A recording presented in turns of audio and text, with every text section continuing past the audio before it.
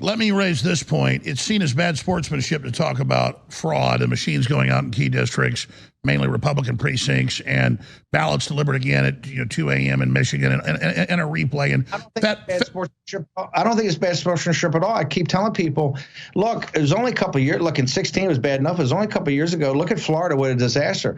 That gets cleaned up. And listen, they're going to continue to steal. Look at Maricopa County. What's up, everybody? Major Retired Richard Ojeda here. And what are the defining traits of MAGA Republicans? Well, let me clarify for you. Number one, all MAGA Republicans are liars and con artists, though I don't understand how anybody falls for their obvious cons. But number two, MAGA Republicans have no business whatsoever in the decision-making processes. They are soulless, corrupt, and self-serving pictures of corruption. And number three, all MAGA Republicans are pathetic, teary-eyed whiners who want to take their ball and run home crying to mommy every time they lose. And with their track record, that's a lot of trips home to mommy. This is why we're going to win. We can outwork everybody, and we're not going to quit. And look, last night, did I want 50 seats? Absolutely. Did we have the possibility to get 50 seats? It was right there in our grasp. Did we pull it off? We did not. But we fired Nancy Pelosi, and now we have to see, is Kevin McCarthy got the stones to take the helm here and really shut down the Biden regime? Here we have quintessential MAGA moron Steve Bannon whining like a 2-year-old child after his election denial lunatics lost bigly in Tuesday's election. And of course, Bannon takes up the pathetic cry we sane people have had to endure for what feels like many years now. The ultimate MAGA tearjerker and cry wolf ploy fraud. Yeah, Steve Bannon, there was fraud. In fact, a lot of them. All of your candidates were frauds, and the American people figured that out and voted them into a series of epic losses. We can only hope that this marks the beginning of the end of the Republican Party's flirtation with fascism forever, but I don't doubt it. These insurrectionist traitors should not have received a single vote from any American anywhere, and yet some of them were elected, which makes my stomach turn like no other event in history. I actually think, unfortunately, the results last night add to a growing frustration.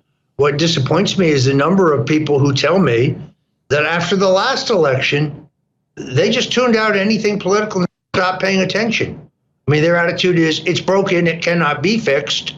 I'm going to go to my kid's Little League game and hope that they're not letting boys play girls' sports and vice versa. So well, that's right. You can't hide from this, folks. They're going to destroy us. And this brings up a fascinating little point.